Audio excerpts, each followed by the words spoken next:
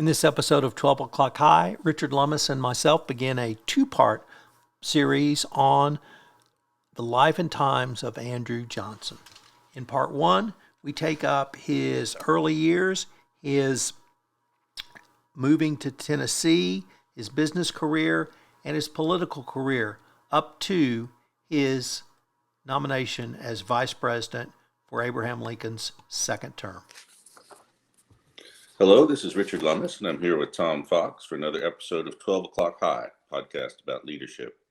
In these discussions, we draw what we hope are interesting examples from our own experiences, history, business, literature, and politics to examine what constitutes good leadership and extract lessons we can use to improve our own leadership skills. Welcome back, Tom. Thank you, Richard. Today, we're going to go back to our series on presidents with a discussion of Andrew Johnson, the 17th president. What I knew about him before researching for this podcast is basically that he was impeached and avoided conviction in the Senate by a single vote. He's usually ranked near the bottom of U.S. presidents, although Arthur Schlesinger put him in the middle of the pack in 1948. The biography on him in the American President series is singularly harsh about him. It was written by the Harvard professor who won the Pulitzer Prize for her book on the Sally Hemings-Thomas Jefferson relationship. She dedicates the book to Vernon Jordan Jr. in the memory of Mary Bell Jordan for standing against everything Andrew Johnson stood for. Researching his life, though, he becomes a rather interesting figure, and I'm not completely sure what he stood for. Tom, you want to tell us a little bit about his early life? Sure, Richard. If there's one theme to Andrew Johnson's early life, I think it's abject poverty. He was born in North Carolina and lived in very grave poverty. His father died. His mother remarried. He did not get along with his stepfather at all. He ran away from home. His stepfather put out a bounty on, he and his brother ran away from home. His stepfather put out a bounty on him. And he ended up returning to his stepfather to essentially be apprenticed. That may be a generous term for the work situation he found himself in. It may have been less than an apprenticeship as well. It may have been more servitude. Nevertheless, he did return voluntarily. And his stepfather was a suit maker, not a seamstress. But he learned a very valuable skill that he actually used really for the rest of his life because of his ability to make and sew clothes. That made him a somewhat, not dandy, but a good dresser. And I think he always looked very sharp, particularly in suits that he made for himself. But it was a skill he learned, a trade he learned. He was able to turn that into economic benefit. He eventually migrated, I should say, to Tennessee across the border, where he was able to establish himself as a suit maker. As in that job, he was able to save some monies, enough that he could buy up land in the surrounding area where he had migrated to. He also brought his mother and stepfather over to live with him and was I think, a big contributor to the local economy. He became a landowner and then he became a slave owner in 1843, buying his first two slaves. So his background lent itself to 1800 or 19th century politics. Of course, Abraham Lincoln is the most famous for having been raised in a log cabin. I'm almost tend to think now that after reading up on Johnson, Lincoln actually was in pretty luxurious circumstances compared to Andrew Johnson. He was also illiterate. And that's another, I think this is the first president who was illiterate into adulthood. And his wife taught him how to read. And I can't emphasize enough how significant I thought that was, going into adulthood, not being able to read, but learning how to read, learning how to do mathematics enough to keep books, were skills that his wife taught him. And I didn't find any references in the materials we used to research for this podcast, but I wonder if his lack of ability to read actually enhanced his ability to speak and speak publicly, because he became a very good orator. And later we'll talk about his stump speeches when he was a politician. So, really raising himself up by his bootstraps, as well as I think you could have in the mid 19th century. He did some extraordinary things, in my opinion, raising himself, raising those around him up as well, and was very well thought of in his local community. And then he turns to politics. So, what did you see in his early political career that we could talk about, Richard? Well, I mean, his political career is really remarkable. He was living in Greenville, Tennessee at that time, and he and the town plasterer, a man named Blackston McDaniel, rented a hall and held a public debate on the issue of extending Tennessee criminal law into Cherokee land. And then they started a debating society. And as you point out, for a man who was illiterate into his adulthood, to just step onto a stage and make public speeches on an issue such as that is really striking. As you said, he was a very well-respected member of Greenville society. And so he ran for alderman, the first rung on the political ladder. Coincidentally, when he was elected, his fellow aldermen were Mordecai Lincoln, who was Abraham Lincoln's father's first cousin, and the plasterer with whom he held his debates. In 1834, he was elected mayor of Greenville, and then he moved up to the state legislature in 1835. That's when he moved to Nashville, where he bought a 14-year-old slave girl. And it's a very interesting aside on his personal life there, which is not really well covered in most of what we read. But his wife had tuberculosis and was a quasi-invalid, and so she didn't move to Nashville with him. He was notably solicitous of this slave, and he later bought her half-brother. And she's listed on census records as Black, but she had 3 children who are listed as mulattoes. And but there was never any scandal around it at the time. But I think the clear implication is that they may have been his children. And in his anti-slavery speeches, he dwells almost obsessively on racial miscegenation as the evil part of slavery.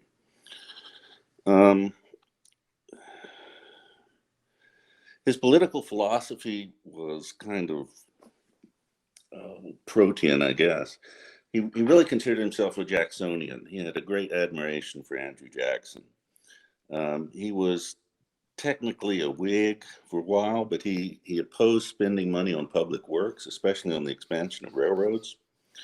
He eventually lost the election in 1837. He wouldn't lose another one for 30 years. And he switched to the Democratic Party. And that's when he began his federal career. And so I guess you can tell us a little bit about that, Tom.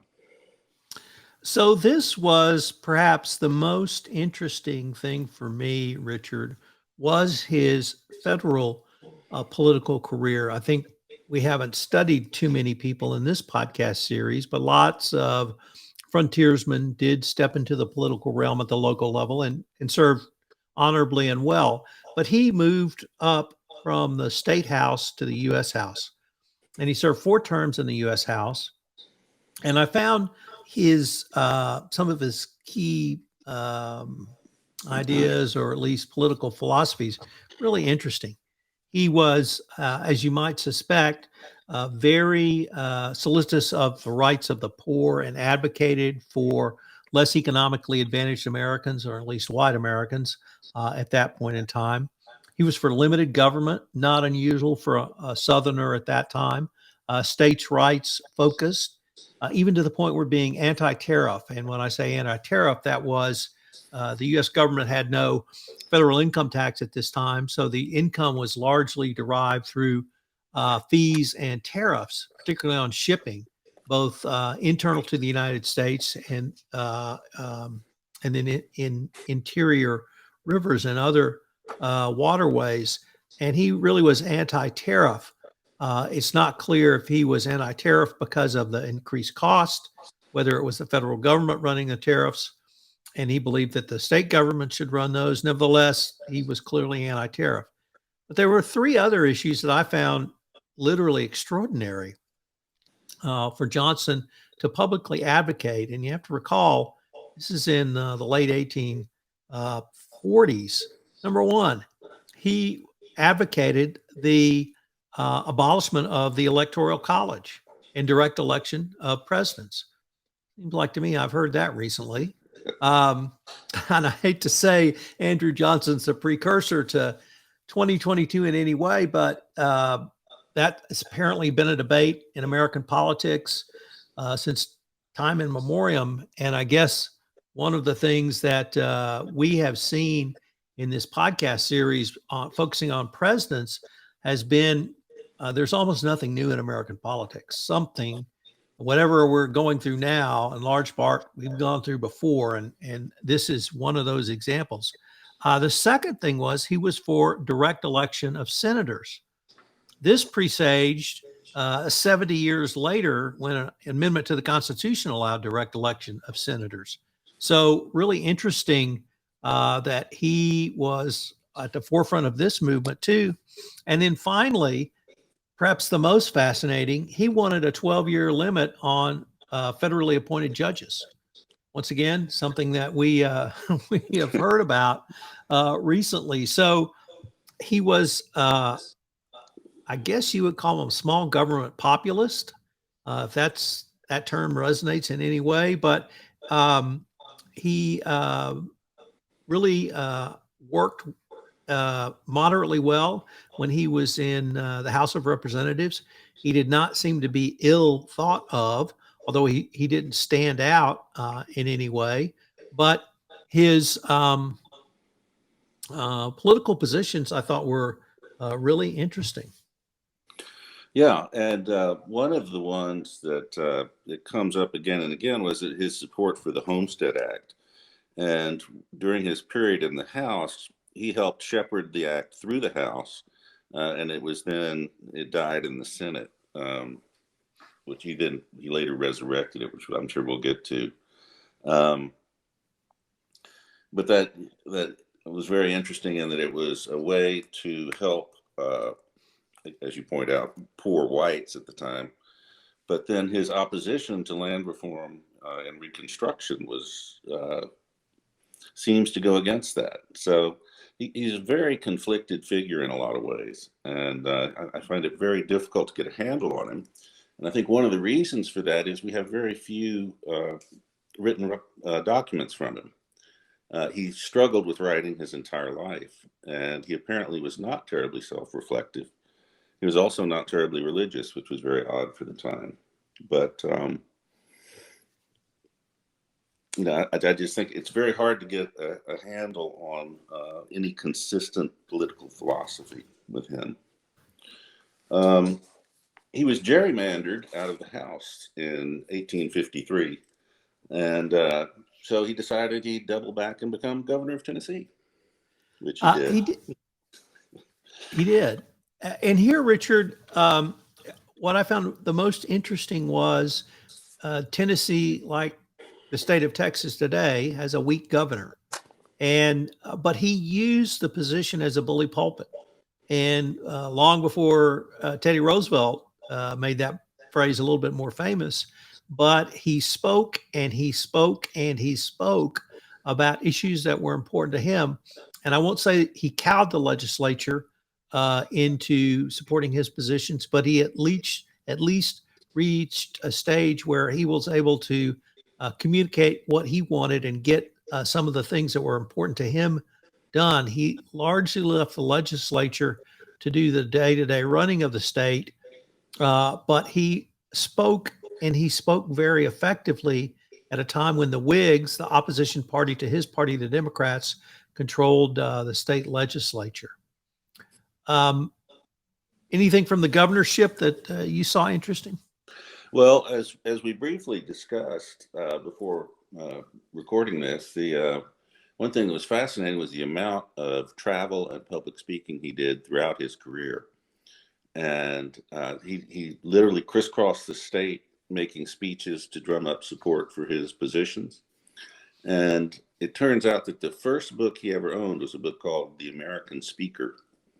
And he kept it with him his entire life and studied it. And he studied the art of public speaking.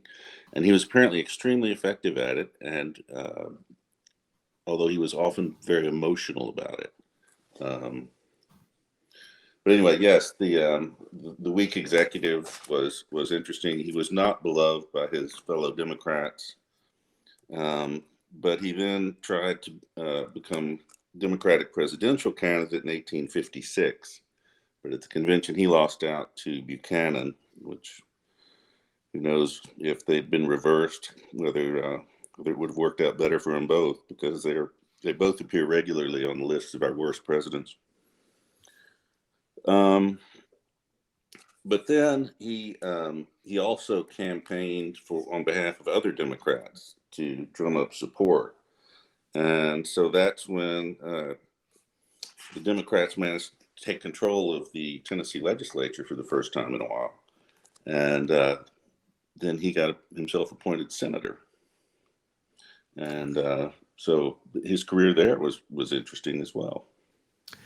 And here, Richard, I'd like to bring up a point you started with when he was in the House of Representatives, which was the Homestead Act. And I can't emphasize enough, number one, my surprise at his championing this issue, but how critical this was to the growth and success of the United States and the westward movement, literally from the 1860s through the first half of the 20th century. The Homestead Act was still being used in Alaska in the 1960s.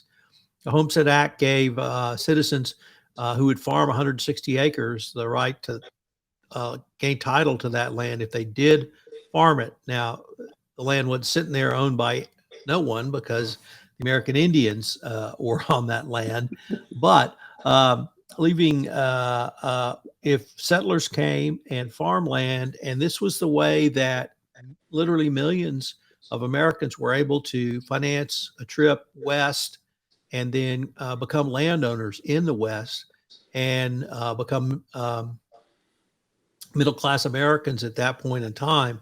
And he championed this issue. He started in the House back in the 1840s, and he continued to champion that issues in the second half of the 1850s.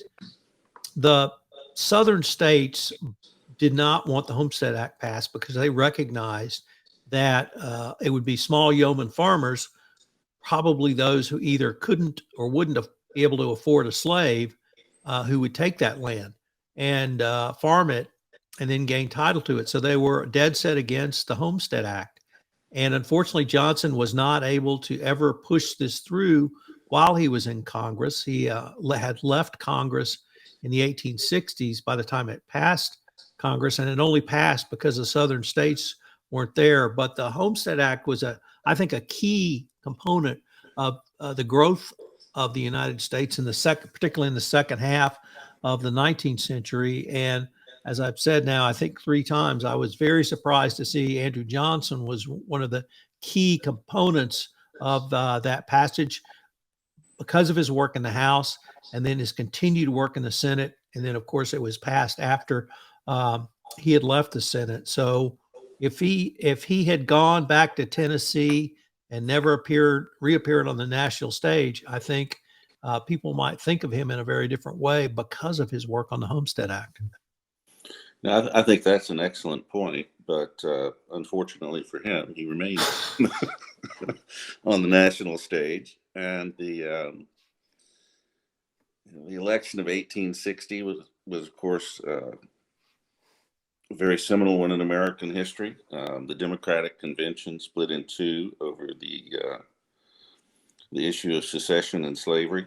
And Johnson at one point said, if the 10 Commandments were to come up for consideration, somebody would find a Negro in them somewhere and the slavery question would be raised, indicating to me that he was not monomaniacal on the subject.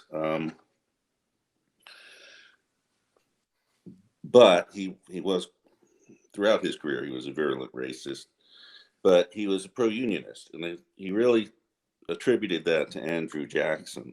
And he made speeches all across Tennessee supporting the Union and opposing secession. During this campaign, he was nearly lynched several times. He was burned in effigy. Ultimately, after secession, all his properties were confiscated, and his wife and children were driven from their home. So he's a man of some principles. It's just hard to figure out what they are. And I'd like to really pick up on that last point, because I have studied extensively the Texas succession. And I learned a new phrase when I moved to Kerrville, because that was a big issue in this part of Texas, because largely settled by Germans who were more pro-unionist. They had their necks stretched. And there were a fair amount of lynchings and hangings of pro-union citizens around this time. So he really put it on the line, and was threatened, and his family was treated very badly. So he had some personal courage to make these speeches and to advocate for not leaving the Union. So there was, like I said, more there than we had previously known, at least that we had previously studied. And he did refuse to give up his Senate seat,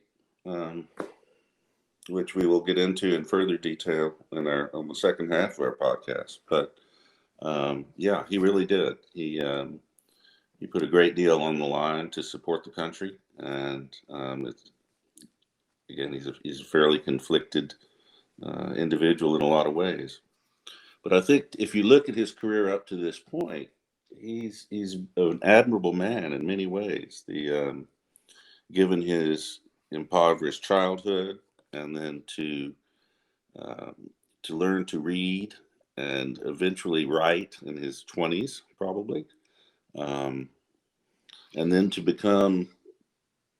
climb the political ladder from alderman to mayor to state representative to U.S. House to the U.S. Senate, governor. It's just an incredible resume. It is. And part of this podcast series is dedicated to leadership lessons. And I had struggled in my research to really think through what leadership lessons we could point to. But now that we've had this exchange, I think we've identified some key elements that still resonate today. And you touched on it nearly at the end, Richard, which was he was illiterate into his 20s, yet he learned how to write. And today, I think we would call that intensely curious and continuing to learn. And that even if you have a law degree like we do, it doesn't mean you stop learning if you choose to be intensely curious and endlessly curious, and you can improve your station by being curious and learning about new and different things. He learned a trade. And I'm always persuaded by Malcolm Gladwell, who says it takes 10,000 hours to master a subject, whether that's Paul McCartney and John Lennon or others. And I think he spent the time as an apprentice in the suit making industry that allowed him to become a true tailor and a true master tailor. And that led to him being able to clothe himself and then to look as if he had risen above his roots because he was always so nicely dressed. And even in today's world, I think people still notice when you're nicely dressed. It may not be a suit and tie anymore, but I still think being dressed nicely means something, particularly in more formal settings. And I guess the last thing is, unlike what I think we're going to explore in the next exercise, he was able to work with those across the aisle from him. In Tennessee, when he was governor, he worked with the Whig legislature. Whigs were a big part of the Tennessee governorship, or the Tennessee state legislature, I should have said, when he was in the legislature. So he was used to working with those across the political aisle. Once again, we don't see a lot of that we'll talk about in our next episode, which is probably what he's more well remembered for. But there is some significant things to learn from his life in a positive manner. And like most Americans, I certainly wasn't aware of these factors in his political life. But there's some things I think to really be commended. Yeah, he's described as a voracious reader in one of the biographies I looked at. And I think that goes to your point about curiosity. He read everything. The other thing that interested me, you talk about his reaching across the aisle. He also frequently alienated members of his own party. But no one seems to, until we get to the second half of the podcast, he seems to have made very few permanent enemies. The people would always come back to work with him, and whether that's a testimony to his eloquence and his persuasiveness as a speaker in private as well as public, or skilled deal making, or what. But I thought one of the interesting things was you kept hearing it referred to that he'd made enemies, but then somehow they all went away by the time he climbed another rung of the ladder.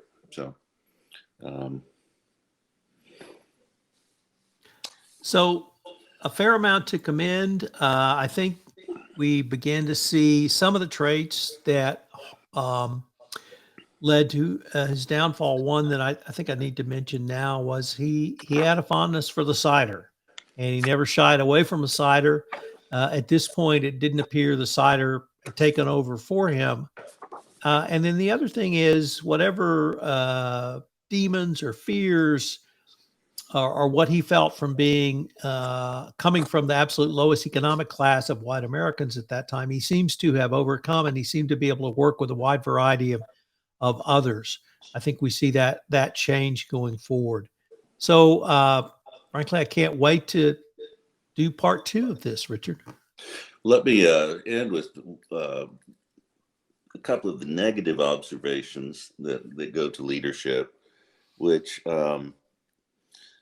one of his biographers feels that his deep personal insecurity because of his upbringing led him to think of stubbornness as a synonym for inner strength. We see that a lot in the second half here. And the other thing is he may well have been afraid to be wrong. And he offered his stubbornness as evidence he was a man of principle, but in fact, he was simply afraid to be wrong sometimes. And I think we will see how that sets him up for disaster later in life. So there's always a tension between the two, but in his case, and as I said before, we have very few documents from himself. So a lot of what we read is people's interpretations of him based on their own opinions and background. So, well, I hope you will enjoy this, or I hope you enjoyed this, and I hope you will join us for part 2, where we discuss the rest of his career as vice president and then president. For now, this is Richard Lummis and Tom Fox saying goodbye from 12 O'Clock High. This is Tom Fox again. Thank you for listening to this episode of 12 O'Clock High. I hope you will join Richard and I again next week, where we continue our 2-part exploration of the life and times of Andrew Johnson, taking a look at his vice presidency, his military governorship of Tennessee, his ascension to the presidency after the assassination of Abraham Lincoln, and of course, his impeachment.